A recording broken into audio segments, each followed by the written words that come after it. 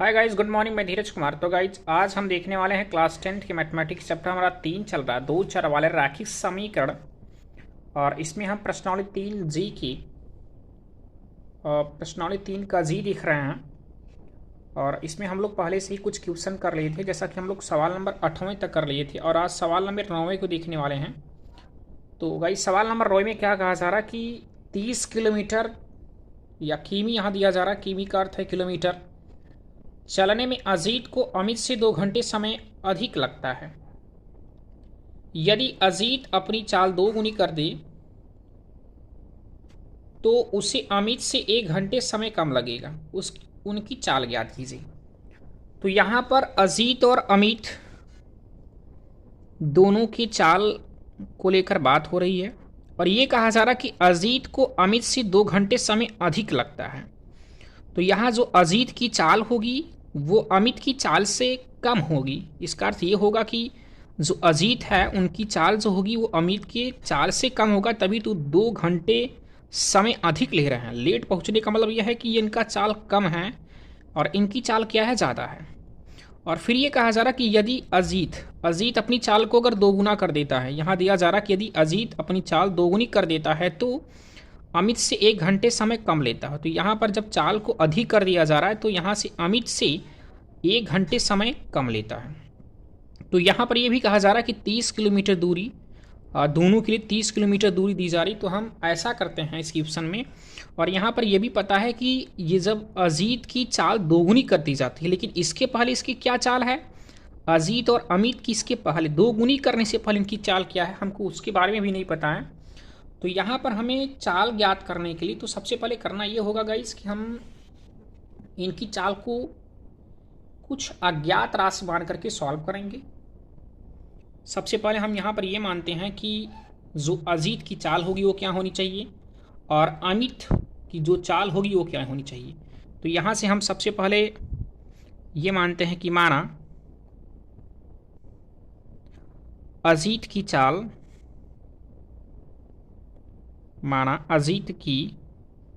जो चाल है वो, उनकी चाल को हम x किलोमीटर प्रति घंटा से मानते हैं। और इसके बाद यहाँ हम देख पा रहे हैं कि अगर अजीत की चाल x किलोमीटर प्रति घंटा है और दूरी वही 30 किलोमीटर है, तो हम यहाँ पर ये निकाल सकते हैं कि 30 किलोमीटर दूरी तय करने में अजीत को कितना समय लगता होगा। यहाँ पर हम ये चीज़ ज्ञात कर सकते हैं, अभी ज्ञात कर सकते हैं, दिखा सकते हैं कि अजीत को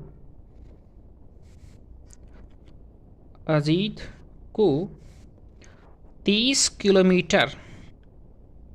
दूरी तय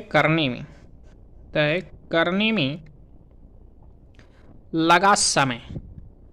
और यहाँ पर जब हम समय निकालेंगे तो समय बराबर सूत्र होता है गाइस दूरी बटा चाल करके होता है। और यहाँ पर दूरी की वैल्यू जो है वो 30 किलोमीटर दी जा रही और चाल आपका, यहाँ से मैंने चाल को यक्स माना है तो यहाँ से हो जाएगा 30/x। और इनको हम जो कि समय का मात्रक हम यहाँ दिखाएंगे घंटा में दिया जा रहा है, तो हमने घंटा माना है तो यहाँ तो घंटा दिखा सकते हैं। तो ये अगर 30 किलोमीटर दूरी तय करने में अजीत द्वारा कितना समय लग सकता है, तो यहाँ 30/x आपको समय मिल रहा है। और इसके बाद अगर मैं यहाँ पर अमित का भी चाल मानता हूँ तो अमित की चाल क्या होगी, अमित की चाल को हम y से मानते हैं। आप जो भी अज्ञात राशि अपनी इच्छानुसार भी ले सकते हैं। यहाँ से y किलोमीटर प्रति घंटा उनकी चाल मानते हैं और मैंने कहा दूरी उनके लिए भी है वही और इनके लिए भी दूरी वही है। और यदि अमित की चाल y किलोमीटर प्रति घंटा और दूरी आपका वही 30 किलोमीटर दिया जाए तो 30 किलोमीटर दूरी तय करने में अमित द्वारा कितना समय लग सकता है, तो हम यहाँ दिखा सकते हैं कि अमित को 30 किलोमीटर दूरी तय करने में लगा समय, जो हमें यहाँ पर समय मिलेगा वही फार्मूला दूरी बटे चाल। और दूरी जो है वो कामन है, कामन का मतलब यह है कि उनके लिए भी 30 किलोमीटर इनके लिए भी 30 किलोमीटर, तो 30 बटा और यहाँ जो चाल है मैंने चाल को y से माना है तो आपका y हो जाएगा और यहाँ पर घंटा दिखा सकते हैं। तो गाइज यहाँ पर ये इतना हम लोगों ने कर लिया। इसके बाद प्रश्न में एक चीज़ बहुत ही इंपॉर्टेंट ये बताया जा रहा कि अजीत की जो चाल है या अजीत द्वारा 30 किलोमीटर दूरी तय करने का जो समय है वो अमित के तय करने जो समय लग रहा है उनसे 2 घंटा अधिक समय लगाते हैं। तो हम यहाँ पर एक काम करते हैं कि एक तरफ अजीत को लगा समय दिखाते हैं और एक तरफ अमित को दिखाते हैं। तो हम दिखा सकते हैं प्रश्नानुसार पहले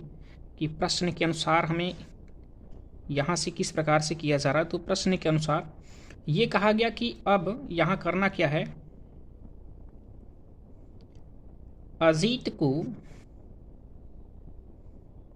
लगा समय यानी 30 किलोमीटर दूरी तय करने में इनको कितना समय लग रहा है, लगा समय। हम इन दोनों के बीच कंपेयर दिखाना चाहते हैं। आप ये बहुत अच्छी तरीके से समझ पाएंगे और यदि आप ये समझ जाते हैं तो समझ लीजिए कि आपका क्वेश्चन बहुत ही आसान हो जाएगा आपके लिए। और यहाँ पर बीच में भी बराबर का चिन्ह लगाना हो, लेकिन अभी हम कुछ छोड़ रहे हैं। यहाँ पर अजीत को लगा समय, यहाँ पर दिखा देते हैं कि अमित को लगा समय, अमित को लगा समय। अब यहीं पर गाइज आपको ये समझना होगा कि प्रश्न में ये कहा गया कि अजीत को लगा समय, ध्यान दीजिएगा, अजीत को लगा समय अमित के लगा या अमित को लगा समय, या हो सकता है आप ऐसे दिखा सकते कि अजीत को लगा समय अमित के लगे समय से 2 घंटा अधिक। यानी ये जो है अजीत है इनसे 2 घंटा अधिक समय लग रहा है, तो 2 घंटा इनका अधिक होना चाहिए, लेकिन हम जानते हैं ये 2 घंटा पहले से ही अधिक है। और जब यहाँ पर बराबर का चिन्ह लगाएंगे तो 2 घंटा आपका इसमें हो जाएगा, जुड़ जाएगा। तो ये 2 घंटा आपका जब इसमें जुड़ जा रहा है तो हम यहाँ दिखा रहे हैं कि अजीत को लगा समय और अमित की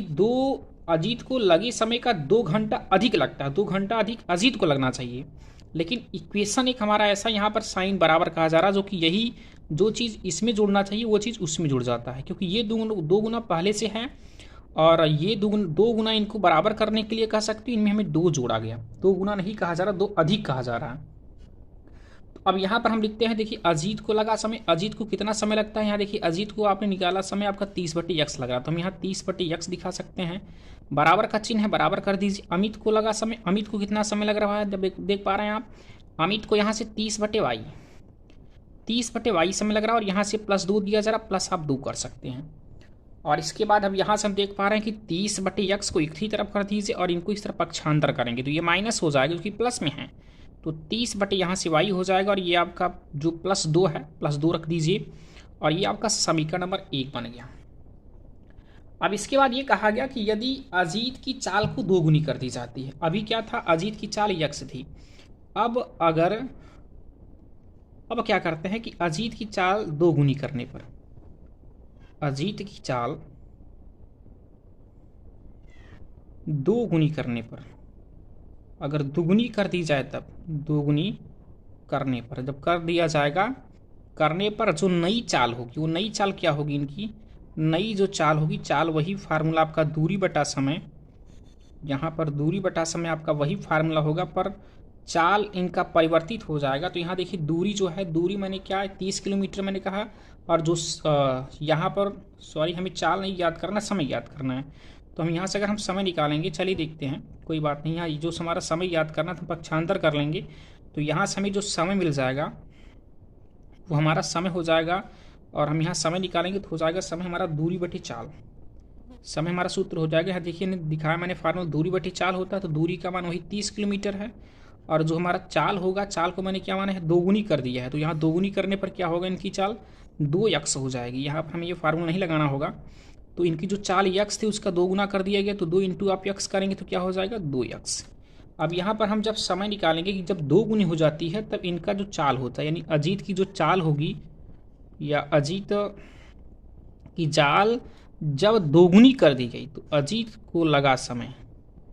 अब अजीत को कितना समय लग रहा है, तो अजीत को अब समय लग रहा है, समय अब यहाँ निकालेंगे तो हम यहाँ पर समय देख पा रहे हैं, समय बराबर सूत्र होता है दूरी बटे चाल, तो दूरी का मान 30 और चाल जब 2 गुनी कर दी गई तो क्या हो गया 2x, यहाँ से 30/2x दिखा सकते हैं। अब इसके बाद फिर इनके बीच जैसे यहाँ पर आपने कंपेयर किया, सेम उसी प्रकार यहाँ पर भी दिखाना होगा, फिर हम इस प्रकार लिख देते हैं, जैसे यहाँ पर लिखा हो वैसे लिखते हैं क्या, अब अजीत को लगा नया समय, यहाँ दिखा सकते हैं नया समय बराबर अमित को बराबर भी नहीं लगाना चाहिए था, लेकिन मैं लगा दे रहा हूँ भाई, आपको समझा रहा हूँ। अमित को लगा समय।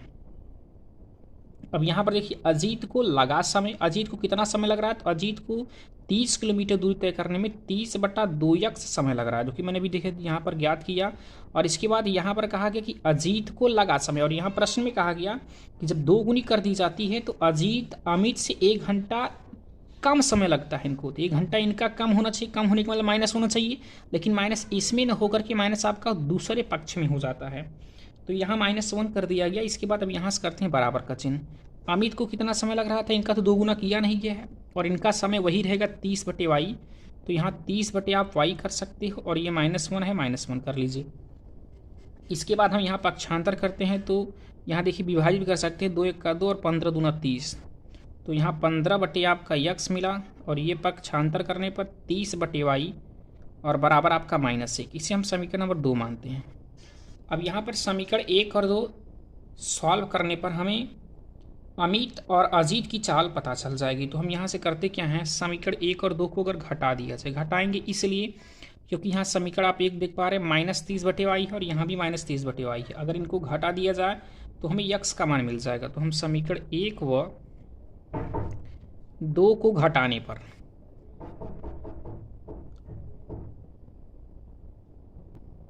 यदि हम समीकरण 1 और 2 घटाएंगे तो क्या मिल जाएगा, देखिए समीकरण नंबर 1 हमारा यहाँ पर 30/x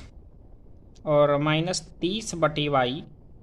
बराबर 2, ये समीकरण नंबर 1 था। और समीकरण नंबर जो 2 है यहाँ पर देख पा रहे 15/x और -30/y और बराबर -1। अब यहाँ पर हम चिन्हों को परिवर्तित कर देते हैं, 15/x के सामने यहाँ प्लस है, प्लस का उल्टा माइनस, और ये माइनस का उल्टा प्लस, और ये माइनस का उल्टा प्लस, ये देखिए कैंसिल आउट हो जाए क्योंकि संख्या समान चिन्ह विपरीत है। अब ये माइनस और ये प्लस, प्लस माइनस माइनस यानी घटाना पड़ेगा, तो 30/x में से, यहाँ 30/x में से घटाएंगे क्या हम 15/x, और इधर बराबर का चिन्ह में क्या है, 2 में से आप 1 जोड़ेंगे, 2 और 1 क्या हो जाएगा 3। या देखिए जब हर समान है तो हम अंश को, यहाँ पर माइनस का चिन्ह है तो घटा देंगे, 30 में से 15 जाएगा 15, और ये बटा आपका x बराबर 3 आप 1 करेंगे, 3 1 का 3 और 3 5 15, तो यहाँ से हमें मिला, यहाँ से हमको क्या मिल जा रहा है 5/x और बराबर यहाँ 1/1 मिल रहा है, तो हम 1/1 कर लेते हैं, यहाँ से तिर्यक गुणा करते हैं, x का गुणा 1 में करेंगे तो x 1 का x और 5 1 का 5, तो यो हमें यहाँ से x की वैल्यू मिल रही है, वो x की वैल्यू क्या है 5। तो x की वैल्यू 5 होने का मतलब यह है कि अजीत की चाल जो आपने x किलोमीटर माना था, तो वो पता चल जा रहा है कि अजीत की जो चाल है वो 5 किलोमीटर प्रति घंटा होगी। तो हम यहाँ दिखा सकते हैं कि अजीत की जो चाल है वो हो जाएगी कितना, 5 किलोमीटर प्रति घंटा। अभी आपने अजीत की चाल को ज्ञात किया है, अभी आपको y का मान ज्ञात करना है, तो y का मान हम ज्ञात इधर करते हैं कि x का मान समीकरण नंबर 1 या 2 किसी में रख दिया जाए, तो यहाँ दिखा दे रहे हैं कि x का मान समीकरण 1 में रखते हैं, तो समीकरण 1 में रखने पर समीकरण 1 क्या है, समीकरण नंबर 1 यहाँ पर मैंने लिखा 30/x -30/y और बराबर 2। यहाँ से 30/x और मैंने 30 कर दिया, x के स्थान पर मैं लिख सकता हूँ, x के स्थान पर 5 वैल्यू याद किया गया, 5 -30/y बराबर 2। यहाँ से देखिए 5 1 का 5 और 5 6 30, यहाँ 6 मिल रहा है, 6 -30/y और बराबर आपका 2। ये आपका +6 है, पक्षांतर किया जाएगा तो -6 मिलेगा, और यहाँ -30/y बराबर ये 2 आपका, और ये प्लस है इस तरफ जाएगा तो -6, और ये बटी 1 कर लीजिए, -30/y बराबर, इनको हम घटाएंगे तो -4 मिलेगा, यहाँ माइनस से माइनस कट जाएगा, और यहाँ बटी 1 कर लीजिए। तो हम यहाँ से तिर्यक गुणा भी करेंगे, y का गुणा 4 में करेंगे तो हमें मिल जाएगा इधर से 4y बराबर 1 का गुणा 30 में करेंगे 30 मिलेगा, और y बराबर यहाँ से 30/4 जो कि विभाजित करेंगे 15, यहाँ से 2 से विभाजित करेंगे तो 15 दूना 30 और 2 दूनी 4, तो यहाँ से y का मान हमें 15/2 किलोमीटर प्रति घंटा, जो कि आप दिखा सकते हैं कि जब अजीत की चाल 5 किलोमीटर प्रति घंटा हुई तो जो अमित होंगे तो उनकी जो चाल होगी, तो अमित की जो चाल होगी वो आप दिखा देंगे कि आपका 15/2 या 7.5 कह सकते हैं आप किलोमीटर प्रति घंटा होगा। तो यहाँ से हम देख सकते हैं गाइस, इस प्रश्न में अजीत और अमित की चाल ज्ञात करनी थी। और आप वीडियो अगर पूरा देखते हैं, अच्छी तरीके से आप वीडियो को पूरा देखते हैं, तो आप अच्छी तरीके से क्वेश्चन को समझ पाएंगे। और क्वेश्चन को अगर थोड़ा सा आप समझ लिए और इसके बाद सोच रहे हम कर लेंगे, तो ऐसी बात नहीं है, आप कर लेंगे, अच्छी बात है, पर वीडियो का पूरा देखेंगे तो उससे आपको कुछ और बढ़िया कॉन्सेप्ट मिलेगा। तो चलिए गाइस, हम सवाल नंबर अगले को देखते हैं। तो सवाल नंबर 10वें में कहा जा रहा कि ऋतु धारा के अनुकूल 2 घंटे में 20 किलोमीटर तैर सकती है। या यहाँ से हमको ये दिखाया जा रहा कि ऋतु धारा के अनुकूल स्थिति में, यानी अनुकूल का मतलब क्या होता है गाइस। और यहाँ पर आपको एक वर्ड और मिलेगा, यहाँ देख पा रहे हैं प्रतिकूल करके पूछा जाए, या प्रतिकूल यहाँ दिया जा रहा है। तो इन दोनों के बारे में हम समझते हैं। पहले प्रश्न में क्या कहा जा रहा कि ऋतु धारा के अनुकूल 2 घंटे में 20 किलोमीटर तैर सकती है और धारा के प्रतिकूल 2 घंटे में 4 किलोमीटर तैर सकती है। उसकी स्थिर जल में तैरने की चाल तथा धारा की चाल ज्ञात करना है। तो हमें ये कहा जा रहा है इस प्रश्न में गाइस कि ऋतु वो धारा के प्रतिकूल और अनुकूल, जैसे मान लीजिए यहाँ पर मैं आपको ये समझाना चाहूँगा, जैसे मान लीजिए समुद्र है, यहाँ पर हम देखते हैं कि ये रहा आपका समुद्र और पानी यहाँ पर खचाखच भरा हुआ है। और अगर कोई व्यक्ति इस नदी में तैरना चाहता है और जो जल होगी, जल का जो चाल होता है, जल की जो चाल होती है तैरने की, धारा की जो चाल होती है, हम देखते कर धारा आपका इस तरह से बह रहा है। धारा आपका इस तरीके से, अगर धारा की जो दिशा है वो इस तरह है, तो अगर आप इस दिशा में जाना चाहते हैं तो इस दिशा में जाते समय क्या होगा कि जो धारा की चाल होगी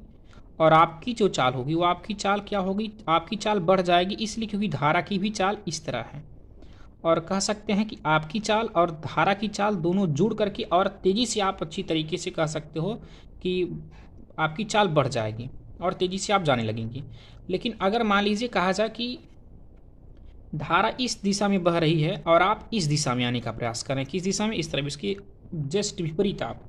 अगर आप इस दिशा में आ रहे हैं तो क्या होगा कि आपकी जो चाल होती है वो धारा की चाल से घट जाती है। तो हम यहाँ ये कह सकते हैं कि हमारी जो चाल होगी वो चाल हमारी क्या होगी, कम हो जाएगी और हम मंद गति में, धीरे धीरे क्या होगी, हम यहाँ पर नदी के किनारे कह सकते हैं, या फिर हम नदी में जो हमारी जो चाल होगी वो धीरे धीरे क्या होगी, कम होती जाएगी। और यहाँ पर हम ये समझ सकते हैं कि जब नदी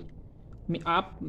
यहाँ पर जो धारा होगी, धारा की चाल में अगर आप जा रहे हैं तो आपकी जो स्थिति होगी वो अनुकूल स्थिति होगी, और प्रतिकूल मतलब उसी से उल्टा। अगर धारा इस दिशा में है, आप इस दिशा में जा रहे हैं तो ये आपका प्रतिकूल हो जाता है। सॉरी, यहाँ पर आप दिखा सकते हैं, अगर धारा इस दिशा में है और आप भी दिशा में जा रहे हैं तो इसे अनुकूल स्थिति कहते हैं। ये क्या कहते हैं, अनुकूल स्थिति। लेकिन धारा इस तरह से जा रही है और आप इस तरफ से आ रहे हैं या ये दिशा में, तो आपका ये हो जाएगा प्रतिकूल। तो यहाँ प्रश्न में ये कहा गया कि ऋतु धारा के अनुकूल, अनुकूल मतलब धारा की दिशा में 2 घंटे में 20 किलोमीटर दूरी या 20 किलोमीटर तैर सकती है, और उसके विपरीत अगर आती है तो उसे 2 घंटे में 4 किलोमीटर तैर रही है, जो कि हम कह सकते हो कि चाल कब जब कम हो जा रही तो कम दूरी तय करेगी या कम तैरेगी। बट यहाँ पर हमको 2 चीज़ समझना है कि ऋतु की जो चाल है वह किस चाल में या किस चाल से नदी में प्रवाहित कर रही है, या किस चाल से जा रही है, प्रवाहित हो रही है, जा रही है। तो हमें यहाँ पर ये चीज़ नहीं पता है, तो हमें करना क्या है कि सबसे पहले हमें यहाँ से और ऋतु की चाल को दिखाना होगा कि ऋतु की चाल क्या है। तो चलिए हम ऋतु की चाल को पहले यहाँ पर मानते हैं कि माना स्थिर जल में, स्थिर जल में ऋतु की चाल, ऋतु की चाल बराबर x किलोमीटर प्रति घंटा। यदि ऋतु की चाल को यक्स किलोमीटर प्रति घंटा माना गया और इसके बाद जो धारा की चाल होगी, धारा की भी तो चाल कुछ होगी, तो यहाँ पर हम धारा की भी चाल मानते हैं कि धारा की चाल बराबर, इनकी चाल को हम यक्स इनके माने, यहाँ पर वाई मान सकते हैं कि वाई किलोमीटर प्रति घंटा। अब इसके बाद यहाँ पर हमें धारा की भी चाल और ऋतु की भी चाल दोनों पता चल चुकी है। अब हमको यहाँ पर ये समझना है कि अगर ऋतु धारा की दिशा में अगर प्रवेश करती है, धारा की अनुकूल दिशा में ऋतु जाती है, मान लीजिए ऋतु है और ये धारा भी आपका इस तरह प्रवाहित हो रहा, ऋतु अगर इस दिशा में जाएगी तो भी मैंने आपसे कहा कि आपकी जो चाल है वो धारा की चाल से जुड़ जाएगी। यदि आप अनुकूल स्थिति में जाएंगे तब तो हम दिखा सकते हैं कि धारा की अनुकूल दिशा में, धारा की अनुकूल दिशा में ऋतु की जो चाल है वो ऋतु की चाल, अब यहाँ पर जो ऋतु की चाल हुई, मैंने कहा ऋतु की चाल आपने यक्स माना है और जो धारा की चाल है वो दोनों जुड़ जाएगी, तो यहाँ पर हमारा हो जाएगा चाल यक्स किलोमीटर प्रति घंटा। अब यहाँ पर जो चाल होगा इसकी चाल को हम चाल से कंपेयर कराते हैं, तो चाल बराबर होता है दूरी बटा समय। हम यहाँ पर चाल जो कि यक्स प्लस वाई होगा और फार्मूला हमारा यहाँ से हो जाएगा दूरी बटे चाल, सॉरी यहाँ से हम चाल निकालें तो दूरी बटा हमारा यहाँ से समय हो जाएगा, तो हो जाएगा यक्स प्लस वाई बराबर दूरी कितनी है, तो दूरी मैंने कहा प्रश्न में आपको दिया जा रहा है कि जब धारा के अनुकूल स्थिति में जाती है तो वो 20 किलोमीटर दूरी तय करती है, तो 20 किलोमीटर चाल हुई। यहाँ से दूरी जो हो आपका 20 किलोमीटर और जो समय है वो 2 घंटा में, और यहाँ से हम हल करेंगे तो 2 दहम 20, तो हमें मिल जाएगा यक्स प्लस वाई बराबर यहाँ से 10, ये समीकरण हमारा 1 बन जा रहा है। अब इसके बाद धारा की अनुकूल स्थिति में जाती है तो 20 किलोमीटर दूरी तय करती है और समय 2 घंटा लगता है और इतना आपका चाल हो जाता है। अब इसके बाद धारा की यदि प्रतिकूल दिशा में जाती है तो आप यहाँ दिखाएंगे कि धारा की प्रतिकूल दिशा में ऋतु की जो चाल होगी, और मैंने कहा कि आपकी चाल से जो धारा की चाल है वो घट जाएगी, तो आपकी चाल यक्स थी यानी ऋतु की चाल यक्स थी और धारा की चाल वाई थी, तो हो गया यक्स माइनस वाई किलोमीटर प्रति घंटा। अब यहाँ से हम इनका चाल निकालना चाहेंगे कि इतनी अगर जो धारा की प्रतिकूल दिशा में जाती हैं तो चाल होगा वो किसके बराबर होगा, तो चाल हो जाएगा दूरी बटे समय के बराबर, तो यहाँ हम दूरी बटे क्या दिखा देते हैं समय, और दूरी जो है वो कितना है, वो दूरी आपका दिया जा रहा है 4 किलोमीटर और समय कितना 2 घंटे में, तो 2 दूनी 4 हम यहाँ से घटाएंगे तो हमें मिल जाएगा यक्स माइनस वाई बराबर यहाँ से 2 मिल रहा है, इसे हम समीकरण नंबर 2 मान सकते हैं। अब यहाँ पर ऋतु और धारा की चाल ज्ञात करने के लिए हमें समीकरण 1 और 2 सॉल्व करना होगा, तो हम यहाँ दिखाएंगे समीकरण 1 और 2, या फिर हम यहाँ समझ सकते हैं कि समीकरण 1 देखिए यक्स माइनस वाई बराबर 2 है, यहाँ पर यक्स धन वाई बराबर क्या है 10, तो हम समीकरण 1 2 जोड़ भी देंगे तब पर भी मिल जाएगा, घटा भी देंगे तब पर मिल जाएगा, तो हम यहाँ समीकरण 1 और 2 जोड़ दे रहे हैं। समीकरण 1 और 2 को जोड़ने पर समीकरण 1 है आपका यक्स प्लस वाई, इसका बायां पक्ष ये, इसका बायां पक्ष यक्स माइनस वाई बराबर 10 और 2 को जोड़ेंगे तो 12 मिल जाएगा। यहाँ देखिए माइनस वाई और प्लस वाई कैंसिल, यक्स और यक्स 2x बराबर यहाँ से आप 12 दिखा सकते हैं, यक्स बराबर 12 बटे 2, 2 छंग 12, यक्स बराबर 6 मिल चुका है। तो अगर हम y का मान ज्ञात करना चाहें तो यक्स का मान किसी भी समीकरण में रखते तो हम समीकरण नंबर 2 में रखते हैं, में रखने पर समीकरण 2 क्या है, यक्स माइनस वाई बराबर 2, यक्स के स्थान पर 6 लिख दीजिए, माइनस वाई बराबर यहाँ से 2, ये प्लस 6 उस तरफ पक्षांतर करेंगे तो माइनस में हो जाएगा, तो माइनस वाई बराबर 2 माइनस 6, तो माइनस वाई बराबर माइनस आपका 4, घटा देंगे आप तो माइनस से माइनस कट जाएगा, वाई बराबर क्या मिल जाएगा 4। तो हम यहाँ से ये कह सकते हैं कि जो ऋतु की चाल है वो यक्स के स्थान पर हम 6 किलोमीटर जो कि हमें मिला, तो 6 किलोमीटर प्रति घंटा, और धारा की जो चाल है वो आपका 4 किलोमीटर प्रति घंटा मिल चुका है। तो इसमें हमें ऋतु और धारा की चाल ज्ञात करनी थी गाइस, तो हमने देखा इसमें और सवाल नंबर हम 11वें पे बात करने वाले हैं। तो सवाल नंबर 11वें में कहा जा रहा है क्या कि देखते हैं, इसमें कहा गया प्रश्न में एक भिन्न 1/3 हो जाती है जब उसके अंश में 1 घटा दिया जाता है, और वह 1/4 हो जाती है जब हर में 8 जोड़ दिया जाता है। तो भिन्न ज्ञात करना। तो गाइस जैसे क्वेश्चन हम लोग कई क्वेश्चन कर चुके हैं, जैसा कि मैं इस क्वेश्चन को थोड़ा सा जल्दी से बताने का प्रयास करूं, क्योंकि ऐसे क्वेश्चन में कई देख लिया है। तो प्रश्न में कहा गया कि हमारे पास एक भिन्न होना चाहिए, उस भिन्न के अंश और हर में कुछ जोड़ने की बात किया जा रहा है। तो हमें भिन्न नहीं पता, तो सबसे पहले हम यहाँ पर भिन्न मानेंगे। तो जो भिन्न बना होता है वो अंश और हर से मिलकर बना होता है। तो हमने कहा यहाँ से अंश और हर से मिलकर हमारा भिन्न बना होता है। तो हम यहाँ पर हमें हर अंश दोनों भी नहीं पता है, तो हम लोग करेंगे क्या, सबसे पहले कि इस भिन्न के अंश और हर को मानेंगे। तो यहाँ पर ये मानते हैं कि माना भिन्न का अंश बराबर, भिन्न का पहले आप अंश मानेंगे तो अंश हो जाएगा, इसे x मानते हैं, और भिन्न के हर को हम इधर से मानते हैं y। तो जब हम यहाँ से भिन्न के हर या भिन्न का हमें हर y मिला है और x हमें इसका अंश मिला है, तो जो भिन्न बनेगा वो भिन्न बन जाएगा आपका x/y, x/y। अब यहाँ से प्रश्नानुसार में कहा जा रहा है कि यदि उस भिन्न में, भिन्न अर्थात x/y में, x/y में, इस भिन्न में यदि उसके अंश में 1 घटा दिया जाता, अंश आप देख पा रहे हैं ये है, तो इसमें अगर 1 घटा दिया जाता है तो इसका मान जो होगा वो 1/3 के बराबर हो जाता है। अब 1/3 के बराबर हो जाता है तो मैंने बराबर 1/3 कर दिया। यहाँ सब हल करते हैं, इनका गुणा इसमें करेंगे 3x और -3 1 का 3, और y का गुणा 1 में करेंगे तो y मिलेगा। यहाँ से पक्षांतर करते हैं तो 3x, ये प्लस y इस तरफ आया तो -y, ये -3 पक्षांतर करेंगे +3, इसे हम समीकरण नंबर 1 मानते हैं। और इसके बाद फिर कहा जा रहा प्रश्न में कि यदि 1/4 उसका मान हो जाता है कब, जब उस भिन्न के हर में 8 जोड़ दिया जाता है। तो फिर वही भिन्न, तो भिन्न हमें x/y मिला था, तो उसके हर में 8 जोड़ने की बात कर रहा, तो हम यहाँ पर हर में 8 जोड़ते हैं।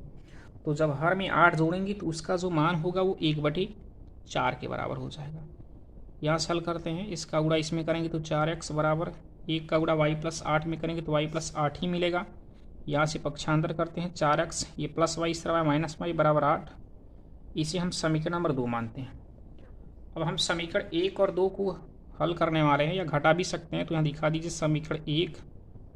व 2 को घटाने पर, समीकरण 1 और 2 को जब घटाएंगे तो हम किस प्रकार यहाँ दिखा सकते हैं, 4x - y बराबर 8, और ये 3x - y और बराबर 3, यहाँ प्लस का उल्टा माइनस, माइनस का उल्टा प्लस, प्लस का उल्टा माइनस, ये कैंसिल आउट हो जाएगा। और यहाँ 4x में से 3x घटा देंगे तो x